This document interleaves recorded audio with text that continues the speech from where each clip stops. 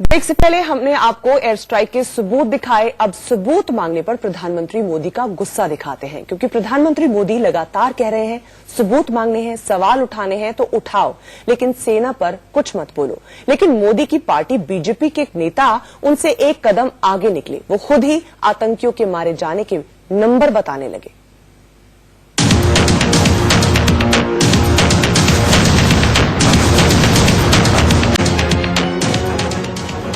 Air strike का सबूत मांगा तो मोदी को गुस्सा आया। जो भी करना है साफ सुथरा और डंके की चोट पे करना है। देख रहे हैं, बात चाहे भ्रष्टाचार से लड़ने की हो या फिर आतंकवाद से, हमारी नीति और नियत दोनों मेरे देशवासियों आपके सामने है। देश के जाबाजों की कार्रवाई पर सवाल उठाया तो प्रधानमंत्री को गुस्सा आया। आप दोस्तों बताइए मुझे, आपको हमारे देश की सेना पर भरोसा है? उनकी बातों पर भरोसा है? वो जो कहते हैं उस पर आप विश्वास करते हैं? सेना जो कहे उस पर मुझे विश्वास करना चाहिए? सेना जो कहे उसको मुझे मानना चाहिए? लेकिन कुछ लोग हैं जिनको सेना की बात भी पसंद नहीं थी। जान की बाजी लगाकर एयरफोर्स के जाबाजों ने एयर स्ट्राइक की। पाकिस्तान में घुसकर आतंकी कैंप को तहस नहस कर दिया। लेकिन देश में कुछ नेता सबूत मांग रहे हैं, पूछ रहे हैं कितने आतंकी मार गिराए। भारतीय जनता पार्टी के अध्यक्ष कहते हैं कि 250 लोग मारे गए।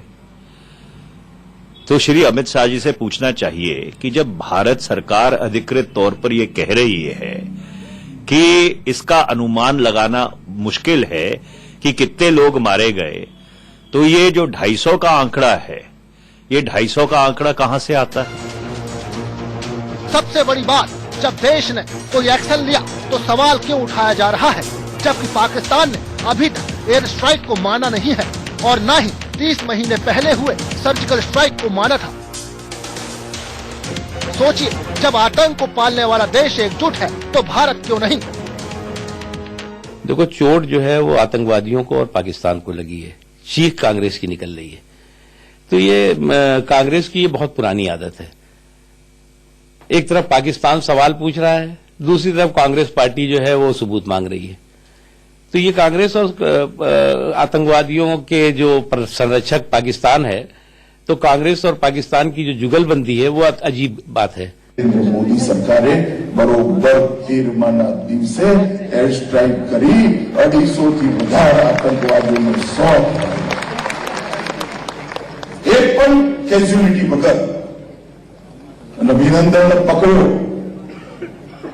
ત્યારે પાછા ચાલુ થઈ ગયું। ભાઈ યુદ્ધ છે, એક જવાન પકડાયો, પરંતુ નરેન્દ્ર મોદી સરકારનો પ્રભાવ એવો તો મિત્રો સૌથી જલ્દી પાછા આવવાનો યુદ્ધ કેદી વિશ્વમાં કોઈ બન્યો હોય તો આપણો અભિનંદન। सवाल पर सवाल उठाए जा रहे हैं, लेकिन एयर स्ट्राइक पर उठे सवालों पर कुछ बातें ऐसी हैं जिन्हें दरकिनार नहीं किया जा सकता। अगर मोदी सरकार के विरोधी दल उन बातों पर भरोसा करेंगे तो सबूत मांगने की जरूरत नहीं पड़ेगी। इसलिए हम जो आपको बताने जा रहे हैं उसे गौर से देख लीजिए, समझ लीजिए कि एयर स्ट्राइक करके भारत ने पाकिस्तान के मंसूबों को बारूद में उड़ा दिया। सबूत नंबर 1, पाक एयरफोर्स ने माना 12 से 14 मिराज पाक में घुसे थे। सबूत नंबर 2, एयरफोर्स के अटैक के बाद पाकिस्तान में इमरजेंसी मीटिंग हुई। सबूत नंबर 3, पाक विदेश मंत्री ने कहा ये LOC का उल्लंघन है, पाक को आत्मरक्षा का हक। सबूत नंबर 4, पाक PM ने सेना को हर हालात में तैयार रहने को कहा। सबूत नंबर 5, पाक बौखलाहट में F-16 प्लेन लेकर LOC तक पहुंचा। सबूत नंबर 6, पाकिस्तान ने बालाकोट में जैस सेंटर पर मीडिया कवरेज की रोक लगाई। सबूत नंबर 7, पाकिस्तान ने अभी तक एयर स्ट्राइक स्पॉट की तस्वीर जारी नहीं की। सबूत नंबर 8, बालाकोट के स्थानीय लोगों ने माना फाइटर प्लेन की आवाज सुनाई दी थी। सबूत नंबर 9, NTRO की रिपोर्ट के मुताबिक अटैक से पहले 300 मोबाइल एक्टिव थे। सबूत नंबर 10, खिसियाकर LOC पर पाकिस्तान ने जबरदस्त गोलाबारी की। खुद एयरफोर्स चीफ ने भी कह दिया, हम टारगेट पर एक्शन करते हैं, लाशें नहीं गिनते। लेकिन तब भी देश के कुछ नेताओं को सबूत चाहिए। Of course, if he planned to hit the target, we hit the target. Otherwise, why would he have responded? ANI, please. If he had dropped bombs in the jungle, there's no need for him to respond. I mean, Air Force is not in a position to clarify that how many people were inside it. That we don't count human casualties. We count what targets have we hit or not hit. Time 7 there, please. The bomb damage assessment that is done post a mission calculates the number of the target you've been hit or you've not been able to hit. देश के प्रधानमंत्री बोल रहे हैं, विदेश मंत्री बोल रहे हैं, रक्षा मंत्री बोल रहे हैं, एयरफोर्स चीफ बोल रहे हैं, लेकिन तब भी भरोसा नहीं।